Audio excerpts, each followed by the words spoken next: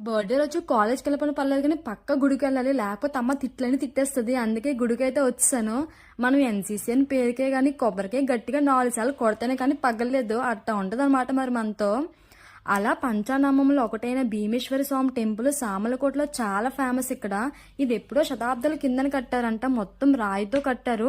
ఇప్పటికి చెక్కు చెదరకుండా అలానే ఉంది గుడి మాత్రం. చాలా బాగుంది గుడి ఇక్కడ. మొత్తం 2 ఫ్లోర్స్ ఉంటాయంట. కింద మొత్తం చాలా గృహలా చాలా చీకటిగా ఉంది. అంటే మొత్తం చాలా నిశ్శబ్దంగా ఉందన్నమాట. దట్టు మనం మార్నింగ్ వెళ్ళడం వల్ల ఇంకా నిశ్శబ్దంగా ఉంది. చాలా భయం వేసింది నాకైతే. అలా పై ఫ్లోర్కి వెళ్ళి దేవుని దర్శనం చేసుకుని చిన్నప్పటి నుంచి తీర్చిన కోరికలు తీర్చాల్సిన కోరికలు మొత్తం అన్ని దేవుడిగా చెప్పేశాను. అలా గుడి పక్కనే చిన్న కోనేరు ఉంది. నిజంగా చాలా బాగుంది. నాకు తెలిసి శ్రావణ మాసంలో అస్సలు ఖాళీ ఉండదేమో ఈ గుడి. అలా మహాదేవుడిని ఈ రోజు అయితే బర్త్డేలో దర్శనం చేసుకున్నాను. నాకు ఈ రోజు ఇలా గడిచిందనమాట. సో మళ్ళీ కలుద్దాం. బాయ్.